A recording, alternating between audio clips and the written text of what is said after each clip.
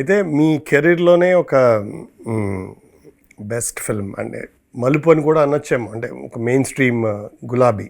Yeah yeah 'గులాబీ' was a sensation in those days and all the songs of course. Musically కూడా శశిప్రీతం గారి music అయ్యో అంటే superb అండి సూపర్. కాంటెంపరరీ అసలు అంటే న్యూ ట్రెండ్ బేసికలీ. బాలు గారు పాట పాడినన్నారు కూడా. ఏ రోజైతే చూశాను పాడినన్నారు.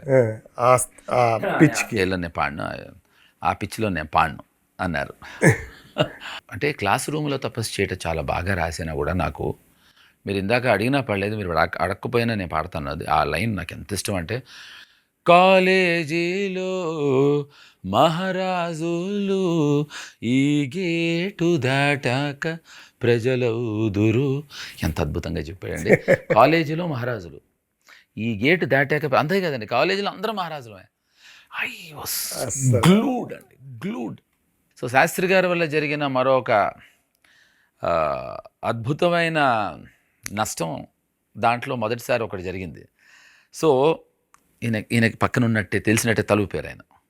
సర్లేండి, ఇది ప్రపంచ అంటే మీరు అద్భుతమైన అనగానే యూజువల్గా అద్భుతమైన మేలు జరిగిందని చెప్తారు కదా, మీరు చెప్తున్నారు కాబట్టి అద్భుతానికి వ్యతిరేకంగా ఏదో జరిగిందని నేను ఫిక్స్ అయిపోయాను. అది లేదు, దాని వెనకాల ఒక చిన్న తెలుసురా అన్న ఒక చిన్న నవ్వు నవ్వారు ఆయన. సో ఆ సినిమాలో ప్రతి ఒక్క పాట ఒక అద్భుతం. కానీ చరిత్రలో ఇవాళకి కూడా అందరూ మాట్లాడుకునే పాట ఈ వేళల్లో నువ్వు. గంగరాజు ఇంట్లో కూర్చున్నాం మేము అందరం. గంగరాజు గారు, శాస్త్రి గారు, శ్రీగాడు, నేను, వంశీ, మేమందరం. It was our meeting point Gangaraju గారి ఇంట్లో. అక్కడ కూర్చున్నప్పుడు ఏంటి ఆలోచిస్తున్నావు అన్నాడు. ఏదో పర్సనల్స్ ఉంటాయి, 100 ఉంటాయి, అది ప్రతి ఒక్కటి చెప్పరు అన్న శాస్త్రి గారితో. విచిత్రంగా వంశీ కూడా అదే పనిలో ఉన్నాడు. ఏంటి వంశీ ఏం ఆలోచిస్తున్నావు అన్నాడు.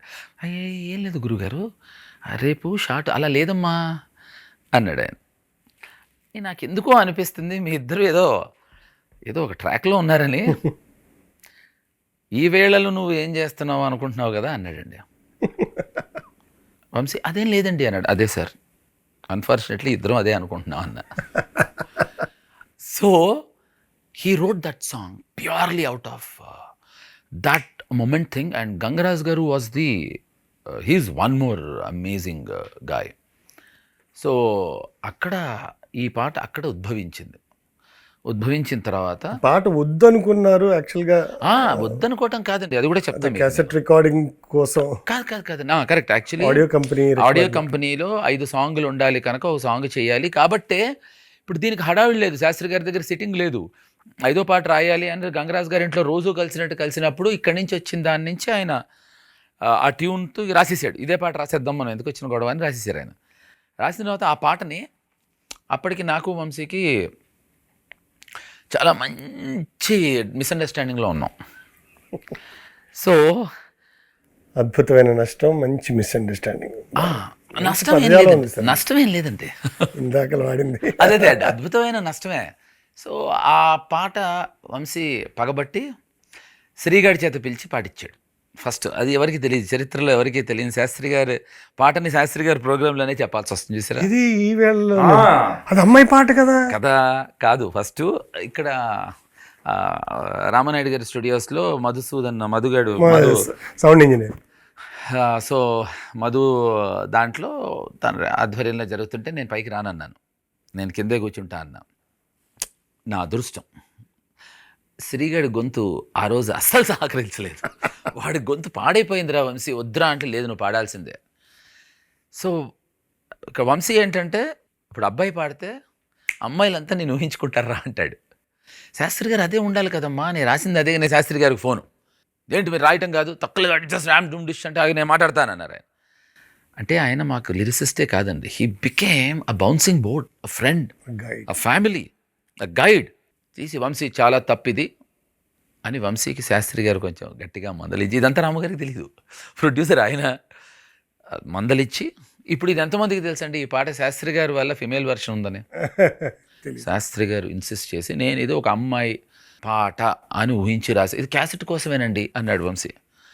నీకు క్యాసెట్ కోసం, నేను క్యాసెట్ కోసం రాయలేదు, నేను పాట కోసం రాశాను. అది what a line it was. And I don't want that emotion to go wrong అని పెట్టి పక్కనే ఉన్నా. ఓకేనా నీకు అన్నారు. వాటికి కూడా తెలియదు వంశీకి. ఇది వంశీ నువ్వు వచ్చేసావురా, నేను ఇచ్చేసాను. సో మళ్ళీ శాస్త్రి గారు నాకు ఇలా ఉపయోగపడ్డారు.